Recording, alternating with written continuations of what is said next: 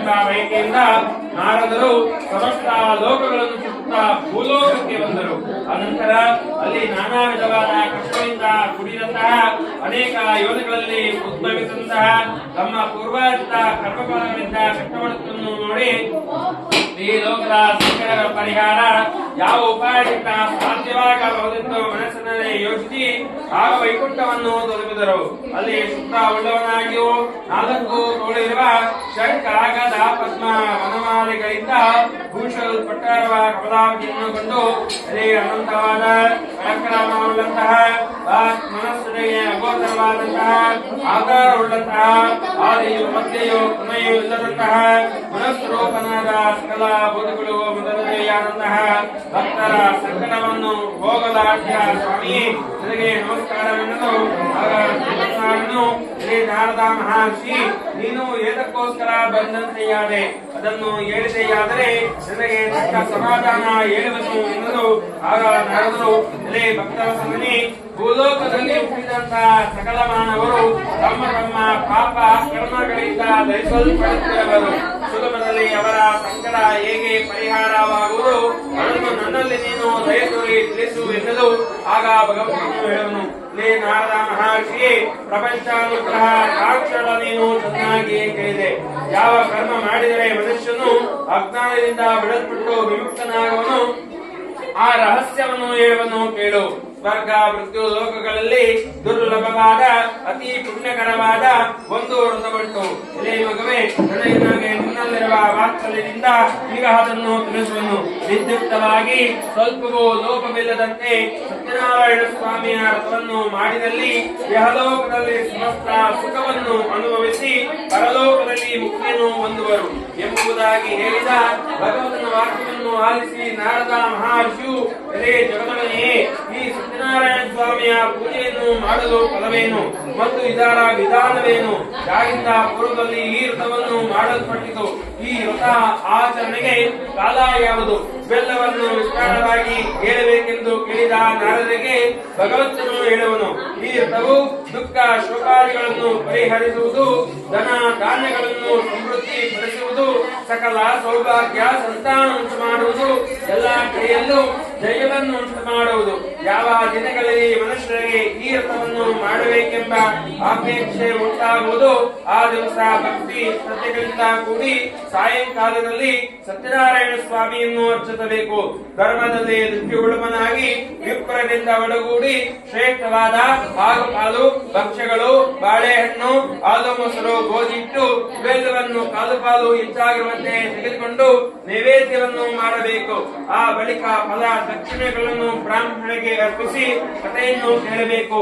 ಆನಂತರ ಬಂಧುಗಳಿಗೂ ಇಷ್ಟ ಮಿತ್ರರಿಗೂ ಭೋಜನವನ್ನು ಮಾಡಿಸಿ ತಾನು ಭೋಜನವನ್ನು ಮಾಡಬೇಕು. ಈ ರೀತಿಯಲ್ಲಿ ಈ ವ್ರತವನ್ನು ದೇವಾಲಯ, ನದಿ ತೀರ ಮೊದಲಾದ ಪ್ರದೇಶಗಳಲ್ಲಿ ಮಾಡಿದ ಬಳಿಕ ನೃತ್ಯ ಗೀತಾದಿಗಳಿಂದ ಸ್ವಾಮಿಯನ್ನು ಧ್ಯಾನಿಸಿ ಸ್ವಗೃಹವನ್ನು ಕುರಿತು ಬರಬೇಕು. ಈ ಪ್ರಕಾರವಾಗಿ 4 ವರ್ಷಗಳು ಈ ವ್ರತವನ್ನು ಆಚರಿಸಿ ಆದಿಯಲ್ಲಾಗಲಿ ಮಧ್ಯದಲ್ಲಾಗಲಿ ಕೊನೆಯಲ್ಲಾಗಲಿ ಉದ್ಯಾಪನೆ ಮಾಡಿದರೆ ಪೂರ್ಣ ಫಲ ಪ್ರಾಪ್ತಿಯಾಗುವುದು. ಈ ಮೇರೆಗೆ ಮಾಡಲು ಖಂಡಿತವಾಗಿ ಮನುಷ್ಯರಿಗೆ ಅಭಿಷ್ಟ ಸಿದ್ಧಿ ಉಂಟಾಗುವುದು. ಈ ಕಲಿಯುಗದಲ್ಲಿ ಇದಕ್ಕಿಂತಲೂ ಸುಖಕರವಾದ ಸುಲಭ ಉಪಾಯವಿಲ್ಲವೆಂದು ಶ್ರೀಮನ್ನಾರಾಯಣನು ನಾರದ ಮಹರ್ಷಿಗೆ ಹೇಳಿದಂತಹ ಕಂದ ಪುರಾಣದ ರೇವಾಖಂಡದ ಸತ್ಯನಾರಾಯಣ ಸ್ವಾಮಿಯ ವ್ರತಕಥೆಯ ಮೊದಲನೇ ಅಧ್ಯಾಯವು ಸಮಾಪ್ತಿಯಾಯಿತು. ವೀರವಿಕ್ರಮಾದೇಕಾಲಕ್ಷ್ಮೀ ಸತ್ಯನಾರಾಯಣ ಸ್ವಾಮಿ ದೇವತಾಭ್ಯೋ ನಮಃ. ಓಂ ಪ್ರಥಮ ಅಧ್ಯಾಯ ಕಾಲೇ ಆರಿಕೇಲ ಕಂಠದ್ವಯಂ ನಿವೇದಯಾಮಿ ಭೋಗೆ ಫಲಂ ಸಮರ್ಪಯಾಮಿ.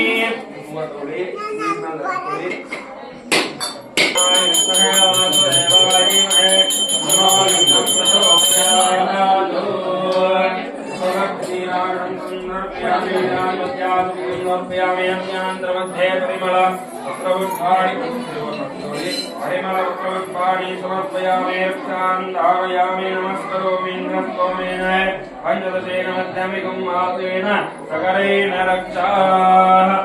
ಎರಡನೇ ಅಧ್ಯಾಯವು ಸೂತ ಮಹಾಮುನಿಗಳು ಮುಂದುವರಿಸಿ ಮತ್ತೆ ಹೇಳುತ್ತಾರೆ. ಇದೇ ವಿಷ್ಣುವೇ ಕುರಿತು ನಾರದ ಮಹರ್ಷಿ ಪೂರ್ವದಲ್ಲಿ ನೀನು ಕೇಳಿದಂತೆ ಈ ಸತ್ಯನಾರಾಯಣ ಸ್ವಾಮಿಯ ಪೂಜೆಯು ಯಾರಿಂದ ಆಚರಿಸಲ್ಪಟ್ಟಿತು. ಆ ಸಮಸ್ತವಾದ ವಿಷಯವನ್ನು ಕುರಿತು ಪುರಾತನವಾದ ಇತಿಹಾಸವನ್ನು ಹೇಳುವನು. ಕಾಶಿ ನಗರದಲ್ಲಿ ಅತ್ಯಂತ ದರಿದ್ರನಾದ ಒಬ್ಬ ಬ್ರಾಹ್ಮಣನು ಇದ್ದನು.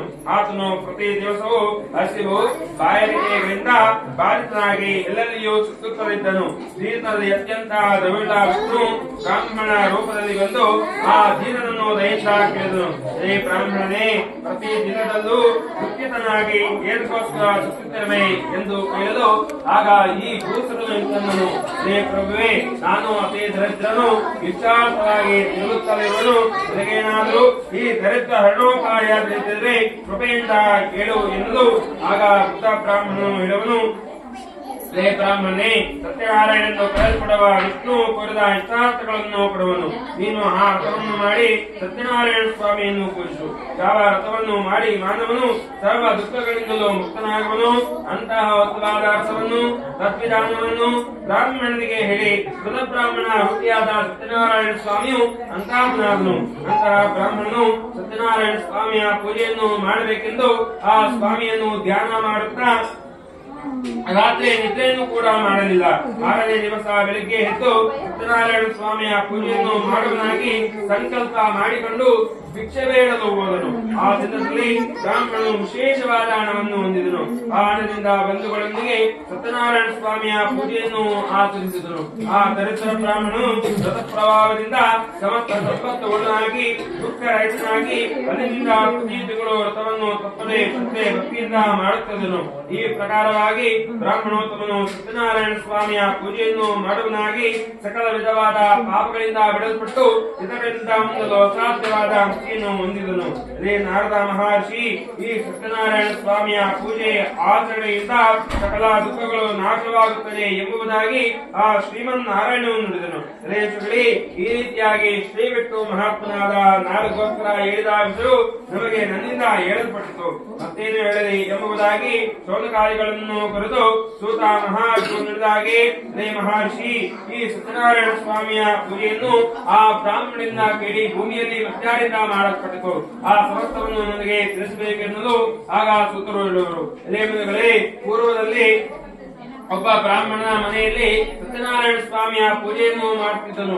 ಆ ಸಮಯದಲ್ಲಿ ಅಲ್ಲಿಗೆ ಕಟ್ಟಿಗೆ ಮಾರನೊಬ್ಬನು ಮನೆಯ ಹೊರಗಡೆ ಬರೆಯನ್ನು ಇಳಿಸಿ ಬ್ರಾಹ್ಮಣನ ಮನೆಯನ್ನು ಪ್ರವೇಶಿಸಿ ಬಹಳ ದಾಹದಿಂದ ಪೀಡಿತರಾದರೂ ಕೂಡ ಬ್ರಾಹ್ಮಣನಿಂದ ಮಾಡಲ್ಪಡುತ್ತಿದ್ದ ವ್ರತವನ್ನು ನೋಡಿ ಏನೋ ಒಂದು ವಿಧವಾದ ಭಕ್ತಿವಂತನಾಗಿ ಸಾಷ್ಟಾಂಗವೇರಿಗೆ ಬ್ರಾಹ್ಮಣನು ಕುರಿತು, ಹೇ ಸ್ವಾಮಿ, ನಿಮ್ಮಿಂದ ಮಾಡಲ್ಪಡುತ್ತಿರುವ ಈ ಪೂಜೆ ಯಾವುದು? ಇದನ್ನು ಆಚರಿಸಿದರೆ ನಮಗೆ ಎಂತಹ ಫಲ ಬಂದಬಹುದೆಂದು ಕೇಳಿದು, ಆಗ ಕಟ್ಟಿಗೆ ಮಾರನಿಗೆ ಬ್ರಾಹ್ಮಣನು ಹೇಳುತ್ತಾನೆ, ಇದು ಸಕಲವು ಸತ್ಯನಾರಾಯಣ ಸ್ವಾಮಿಯ ಪೂಜೆ, ಕೋರಿದ ಯಥಾರ್ಥಗಳೆಲ್ಲ ಕೊಡತಕ್ಕದ್ದು. ನನಗೆ ವ್ರತ ಅನುಗ್ರಹದಿಂದಲೇ ಧನ ಧಾನ್ಯಾದಿಯಾಗಿ ಸಂಪತ್ತುಗಳು ಉಂಟಾಯಿತೆಂದು ಹೇಳಿದು ಕಟ್ಟಿಗೆ ಮಾರನ್ನು ಅತ್ಯಂತ ಸಂತೋಷದಿಂದ ಆ ಸತ್ಯನಾರಾಯಣ ಸ್ವಾಮಿಯ ಪ್ರಸಾದವನ್ನು ಭಕ್ಷಿಸಿ ಜಲಪಾನ ಮಾಡಿ ಆ ದಿವಸ ಕಟ್ಟಿಗೆ ಮಾರಿದ ಹಣದಲ್ಲಿ ಸತ್ಯನಾರಾಯಣ ಸ್ವಾಮಿಯ ಪೂಜೆಯನ್ನು ಮಾಡಬೇಕೆಂದು ಆ ಸ್ವಾಮಿಯನ್ನು ಧ್ಯಾನ ಮಾಡುತ್ತಾ ತಲೆ ಮೇಲೆ ಹೊರೆಯನ್ನು ಇಟ್ಟುಕೊಂಡು ಆ ಪಟ್ಟಣದಲ್ಲಿ ಪುಣ್ಯವಂತರಾದ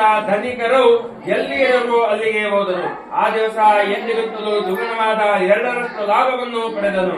ಆ ಹಣದಿಂದ ಚೆನ್ನಾಗಿ ಪಕ್ವವಾಗಿರುವ ಬಾಳೆಹಣ್ಣು, ಹಾಲು, ಮೊಸರು, ಗೋಧಿ ಇವೆಲ್ಲವನ್ನು ಕಾಲು ಕಾಲು ಹೆಚ್ಚಾಗುವಂತೆ ತೆಗೆದುಕೊಂಡು ತನ್ನ ಮನೆಯನ್ನು ಸೇರಿ ಬಂಧುಗಳೆಲ್ಲರನ್ನು ಕರೆಸಿ ಶಾಸ್ತ್ರೋಕ್ತವಾಗಿ ಸತ್ಯನಾರಾಯಣ ಸ್ವಾಮಿಯನ್ನು ಪೂಜಿಸಿ ಈ ಪೃಥ್ವಿಲೋಕಗಳಲ್ಲಿ ಸಕಲ ಸುಖವನ್ನು ಅನುಭವಿಸಿ ಅನಂತರ ಪೃಥ್ವಿಲೋಕವನ್ನು ಹೊಂದಿದನು ಎಂಬುದಕ್ಕೆ ಸ್ಕಂದ ಪುರಾಣದ ಕಂಡದ 2ನೇ ಅಧ್ಯಾಯವು ಸಮಾಪ್ತಿಯಾಯಿತು. ಓಂ ರಮಾ ಶ್ರೀಕಾಮೇ ರಮೇಶ್ವರ ಲಕ್ಷ್ಮೀ ಸತ್ಯನಾರಾಯಣ ಸ್ವಾಮಿ ದೇವತ ಪ್ರೇತ್ಯರ್ಥೆ ಕಂಡದ್ವಯಂ ನಿವೇದ್ಯಾಮೇ ಕದೇವಂ ನಿವೇದ್ಯಾಮೇ ಗೋಗೇವಂ ಸಮರ್ಪಯಾಮಿ ಹಿರಣ್ಯಗರ್ಭಾಯ ಗುಣಃ ಸುವರ್ಣ ಮಂತ್ರ ಪುಷ್ಪ ದಕ್ಷಿಣಾಯಂ ಸಮರ್ಪಯಾಮಿ ಸರ್ವೋಪಚಾರ ಪೂಜಾಂ ಸಮರ್ಪಯಾಮಿ. ಶಾಂತಾಕಾರಂ ಪದ್ಮನಾಭಂ ತರೇತಂ ವಿಶ್ವಾಧಾರಂ